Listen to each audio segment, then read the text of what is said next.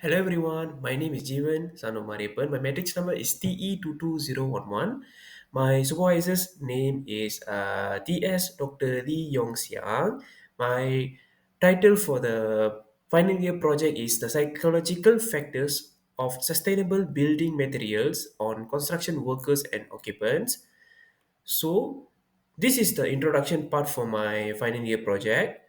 I also have included figure 1.0, which shows the example of materials qualified as sustainable. It includes bamboo, hempcrete, recycled wood, and also low VOC paints. So the key points are the sustainable construction practices have become increasingly important in addressing global environmental concerns such as carbon emissions, waste generation, and resource depletion. I also include the citation in the bracket.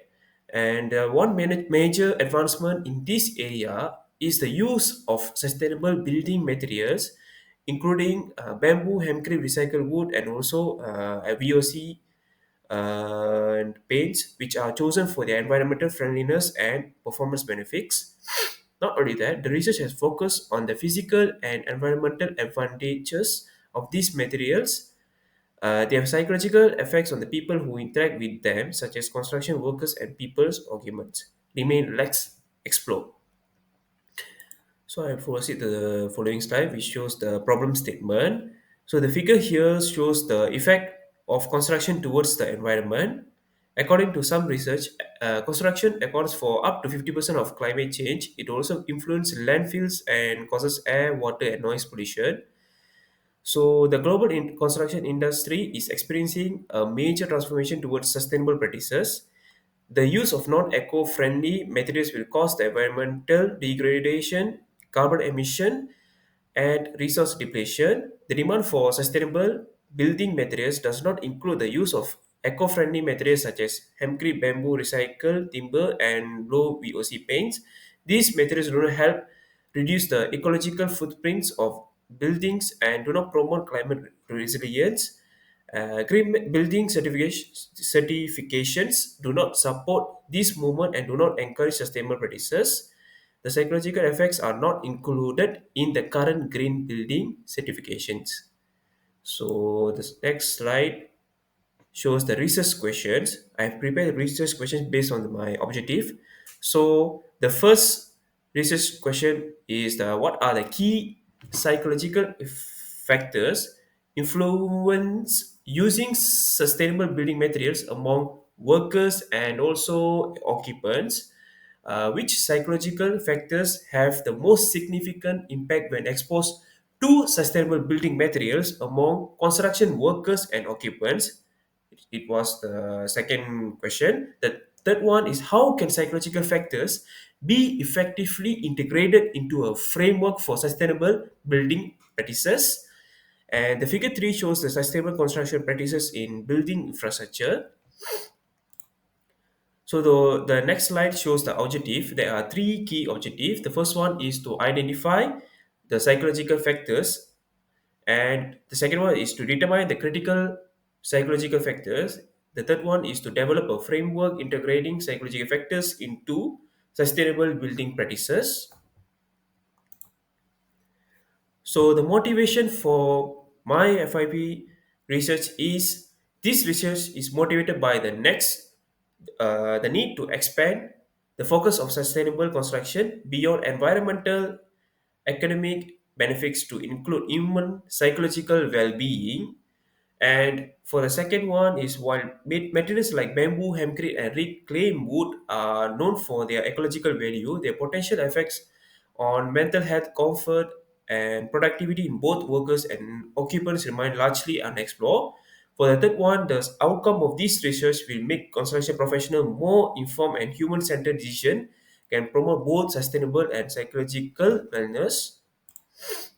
So the significance of study is the first one, academic contribution. It provides new insight into the human-centered implications of sustainable construction. And for the following one is practical relevance. Finding can help architects, developers, and policymakers to choose materials that not only promote sustainability but also enhance the mental well-being of users. And for the following one is health and productivity. I improve psychological condition can lead to higher productivity and lower stress for workers, occupants, reducing burnout and enhancing life quality. The last one is Sustainable Development Goals, in bracket known as SDGs. The study supports SDG 3, good health and well-being, and SDG 11, sustainable cities and communities, by integrating mental wellness into sustainable design. So this is the scope of study. It includes quantitative methods such as structure surveys and psychometric assessment to evaluate mental health indicators such as stress, mood, satisfaction, perceived comfort, and on-site observation in selected building to record behavioral cues and environmental triggers and real-time material interaction. The final one is qualitative methods include semi-structured interviews and observational case studies to explore subjective experience, personal attitudes, and contextual perspective related to the materials. So this is my literature review for the chapter 2 of my research. It shows the seven research article.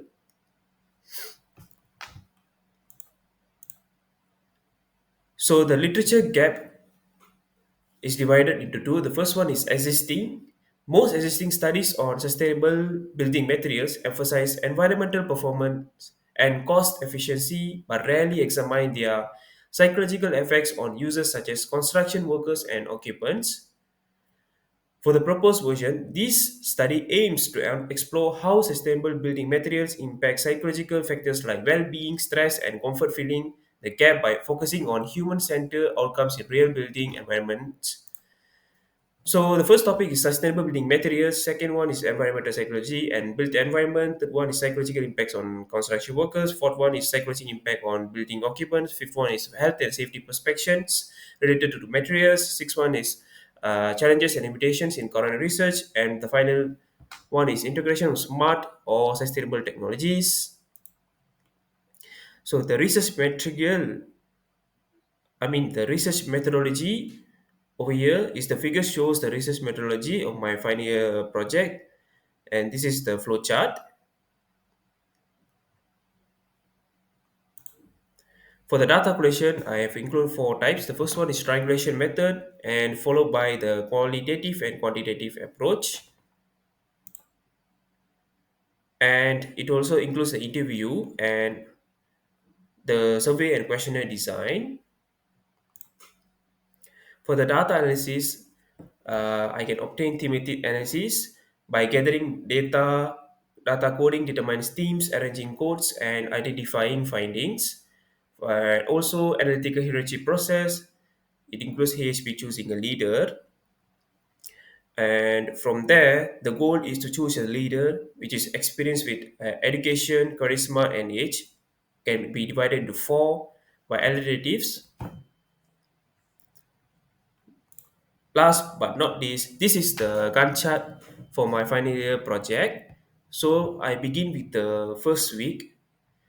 I did the FYP 1 briefing, and the following is the project title selection, is the first week or so. And for the second week, I did the discuss project proposal with supervisor. And for the third week, I also did the discussion with my proposal project with my supervisor, and also finalized title selection for my final year project. For the fifth one, submission of five A1 form. 6 week is FIP or sharing section, and followed by week 7 until to 14. And I also attend the Mendeley session with library and provide my chapter 1 to SV, and also involve myself in CRG talks.